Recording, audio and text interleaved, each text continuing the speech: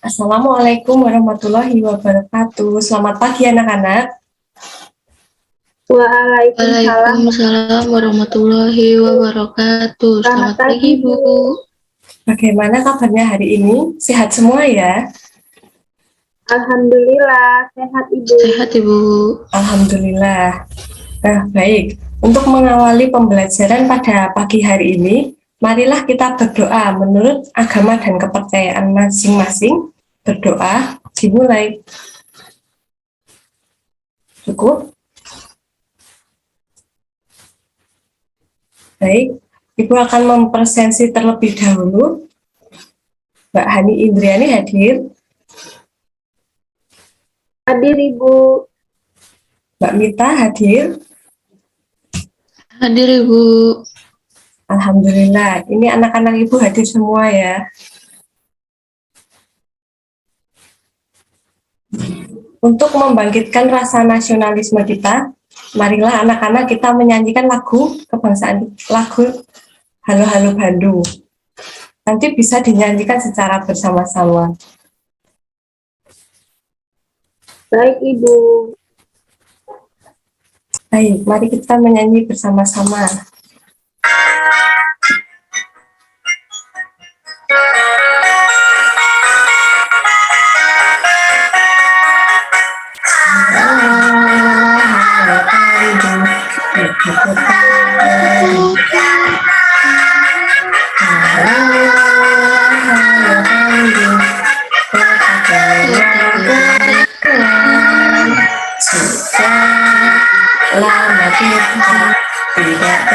Tidak berjumpa sekarang telah menjadi mari kembali.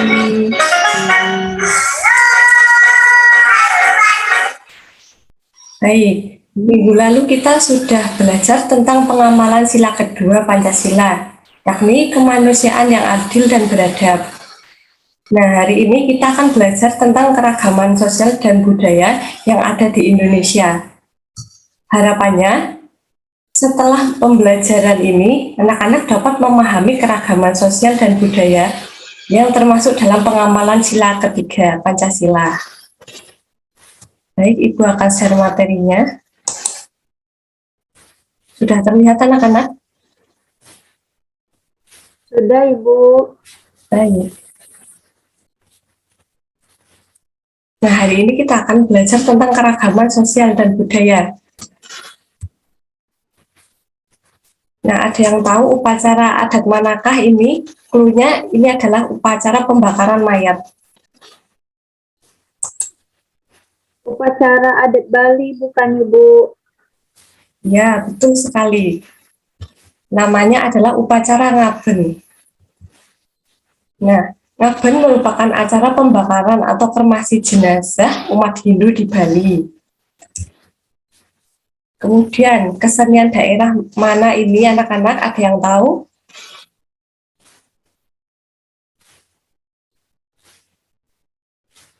Ini namanya kesenian apa ya?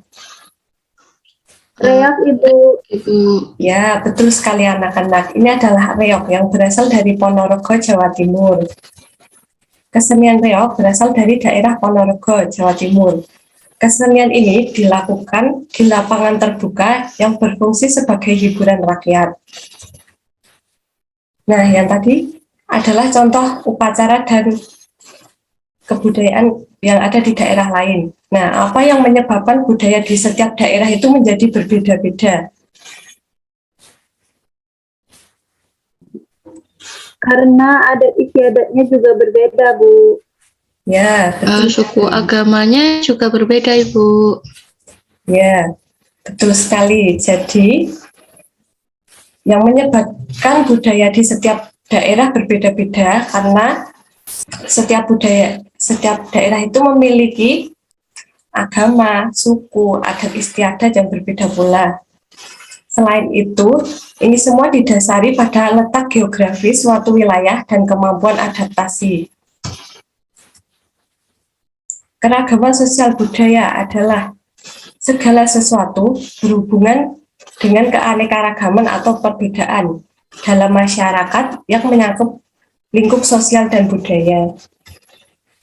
Di Indonesia sendiri memiliki 34 provinsi dan memiliki jumlah suku bangsa sebanyak 1.128 suku bangsa.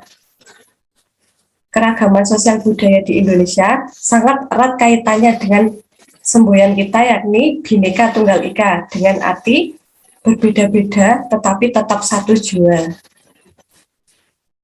Nah, dengan segala perbedaan, kita harus saling menghormati adat dan budaya orang lain.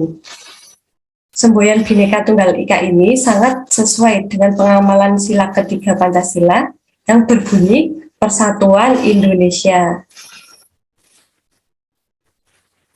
Nah, yang selanjutnya, jenis-jenis keragaman sosial budaya yang ada di Indonesia meliputi yang pertama keragaman agama, seperti agama Islam, Kristen, Katolik, Hindu, Buddha, dan lain-lain. Dan yang kedua ada keragaman bahasa. Yang ketiga keragaman rumah adat.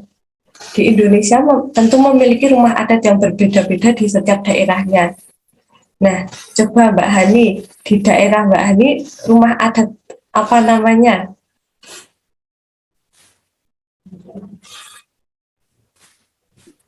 Rumah adat Limas, Ibu. Ya, baik. Yang kemudian keragaman upacara. Contohnya seperti yang tadi ada upacara ngaben yang berasal dari Bali dan kasada dari daerah Tengger, Jawa Timur. Kemudian yang kelima ada keragaman kesenian daerah. Di Jawa Tengah dan Yogyakarta, contoh kesenian daerahnya adalah wayang kulit. Dan yang tadi ada kesenian Reok Ponorogo yang berasal dari Jawa Timur.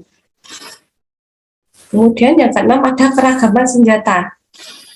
Contohnya di Jawa Tengah ada keris, rencong dari daerah Aceh, mandau dari daerah Kalimantan, dan lain-lain. Nah, dari penjelasan tadi, rumah adat merupakan salah satu jenis keragaman sosial budaya yang ada di Indonesia. Keragaman rumah adat tentu dapat mempengaruhi budaya yang ada di Indonesia. Bentuk rumah adat setiap suku bangsa atau daerah menyesuaikan dengan kondisi lingkungan alam sekitarnya. Nah, ini di sebelah kanan disajikan rumah joglo yang berasal dari daerah Jawa Tengah.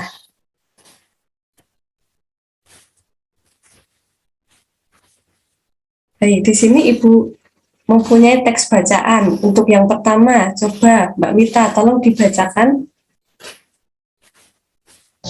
Baik, Ibu. Rumah adat joglo diambil dari dua kata, yaitu tajuk dan loro. Jika digabungkan, berarti menggabungkan dua tajuk. Tajuk adalah bentuk atap yang menyerupai piramid. Pada zaman dahulu, masyarakat Jawa memilih model atap tersebut karena memiliki bentuk yang menyerupai gunung. Masyarakat percaya bahwa gunung merupakan tempat yang sakral. Rumah joglo disusun menggunakan 4 tiang utama yang dikenal sebagai Saka Guru atau Soko Guru. Lanjut, Mbak. Sampai bawah. Filosofi dari 4 tiang tersebut merupakan penggambaran kekuatan dari 4 penjuru mata angin. Masyarakat meyakini bahwa berlindung di rumah joglo mampu menghindari bencana. Selain itu, atap tersebut juga merupakan tanda pujian kepada sang guru. Baik, terima kasih.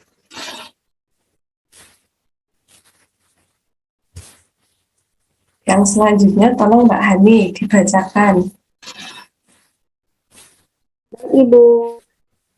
Di Kudus, Jawa Tengah terdapat rumah adat yang bernama Joglo Pencu.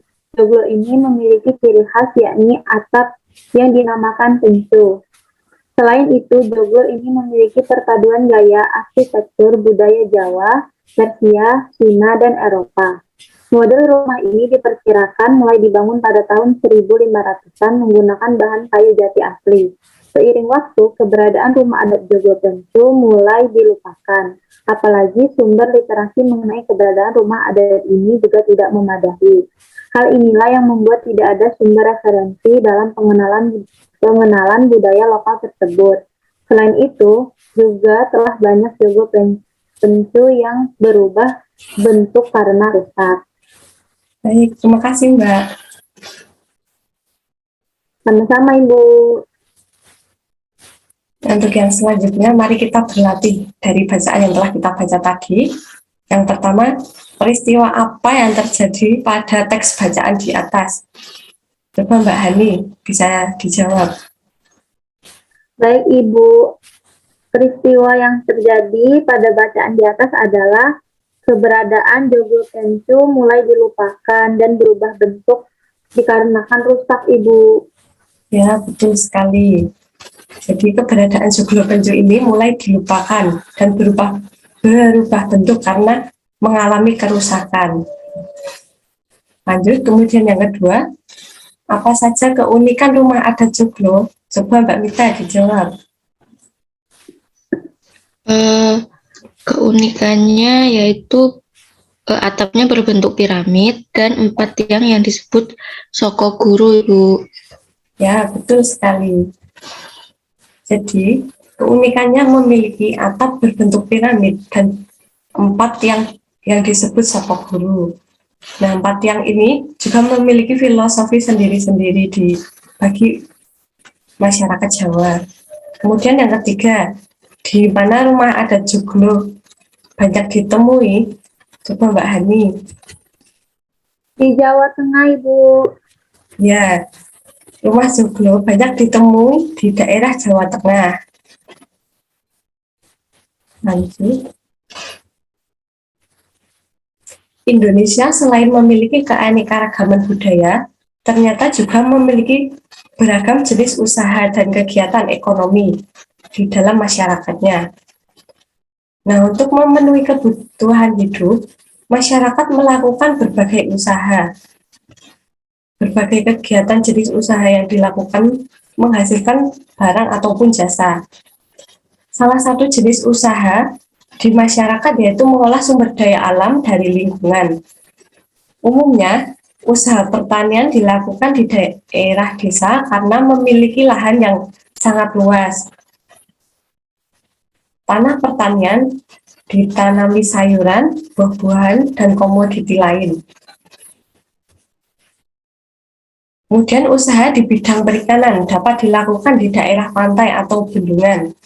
Namun, ada juga yang melakukan usaha perikanan di dalam kolam-kolam, di area persawahan.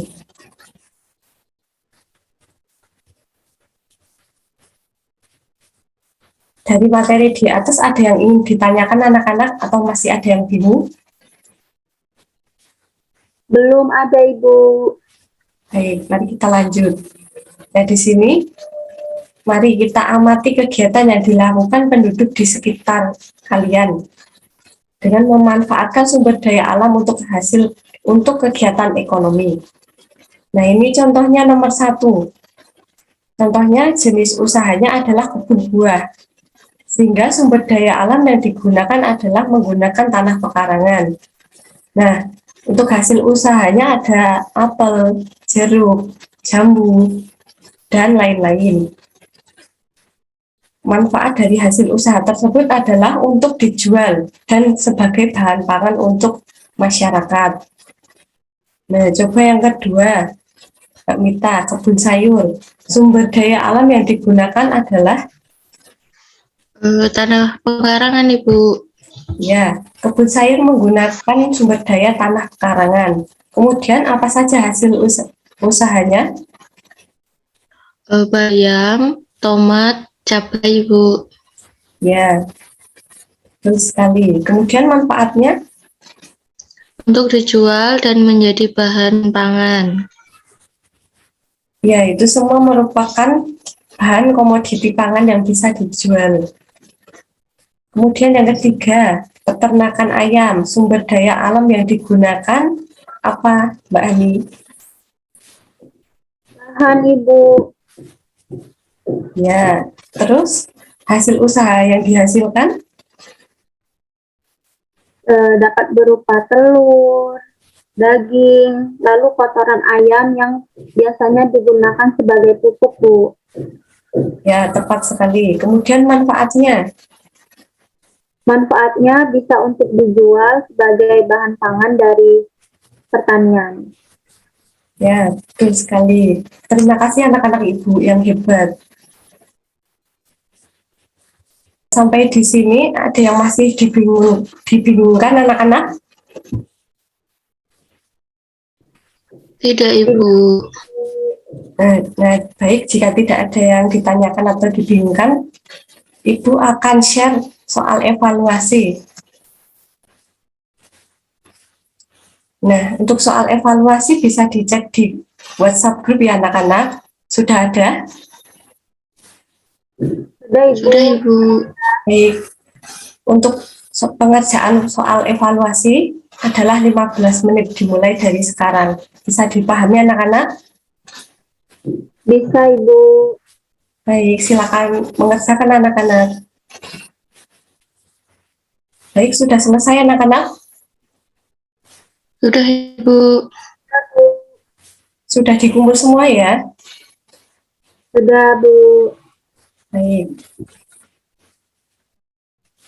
Hari ini kita sudah belajar apa saja ya anak-anak? Ada yang bisa menyimpulkan pembelajaran hari ini?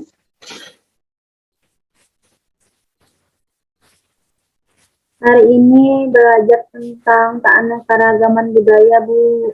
Ya, betul sekali. Kita sudah belajar tentang keragaman sosial budaya. Kemudian yang kedua,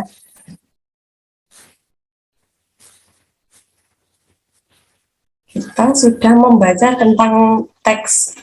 Apa tadi anak-anak judulnya?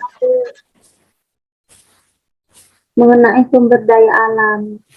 Ya, dan yang terakhir ada tentang membaca peristiwa pada teks Joglo Kencu.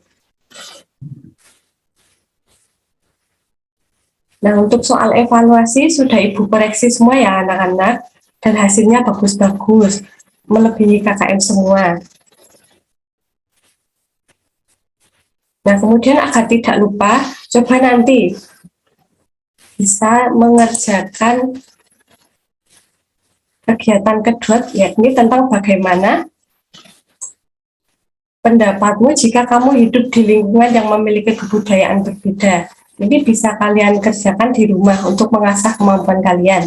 Nah, kemudian ini dituliskan pada selembar kertas dan besok kita akan presentasikan di kelas. Bisa dipahami anak-anak?